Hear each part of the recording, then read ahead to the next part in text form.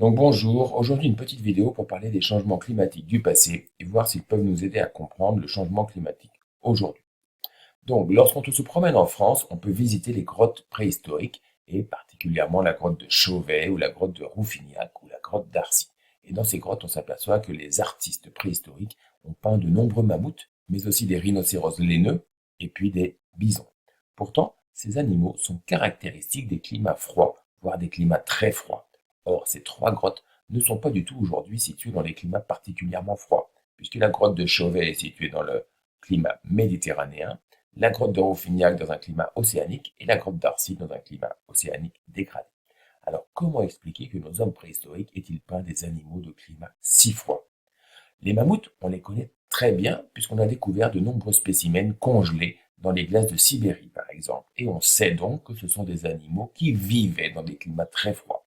La preuve, ils avaient des toutes petites oreilles pour éviter les pertes de chaleur, ils avaient une fourrure très abondante et ils possédaient une grosse couche de graisse. Ils adoraient donc ce genre d'environnement. L'hiver, l'ensemble des rivières était sans doute gelé. Alors que s'est-il passé?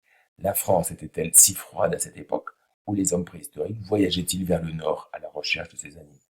Eh bien, on peut étudier les climats du passé grâce à la glace. En effet, en Arctique, chaque année, il neige. Et couche de neige après couche de neige, avec le poids, les neiges anciennes sont tassées et se transforment en glace.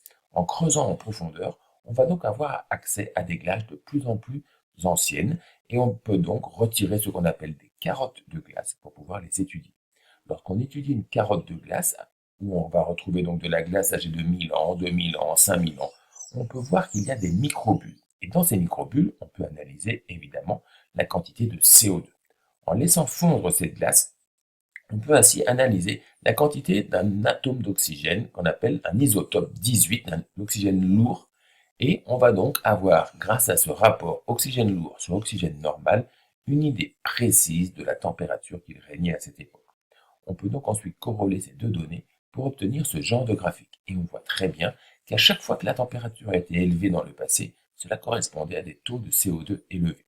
De même, lorsque le taux de CO2 était faible, on avait une température plus faible.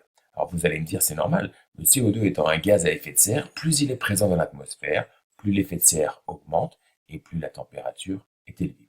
Tout à fait. Donc on voit que le taux de CO2 dans le passé a souvent changé et qu'il a entraîné des changements de température. Les changements climatiques à l'état naturel existent. Or, aujourd'hui, on sait que l'homme rejette de très grandes quantités de CO2 dans l'atmosphère. On sait aussi, comme le montrent ces deux photos, qu'il y a un changement climatique rapide qui est en cours. On voit à gauche un glacier de l'Alaska et son évolution au cours du XXe siècle. De même à droite, un même glacier en Patagonie, à l'autre extrémité du globe, et on voit aussi qu'il se passe le même phénomène.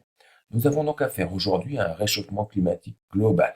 Nous savons que l'homme rejette beaucoup de CO2 dans l'atmosphère. La grande question, ce réchauffement climatique est-il d'origine naturelle, comme ceux qui se sont déroulés dans le passé, par exemple à l'époque des mammouths, ou est-il d'origine exclusivement humaine du fait de l'activité industrielle de l'homme?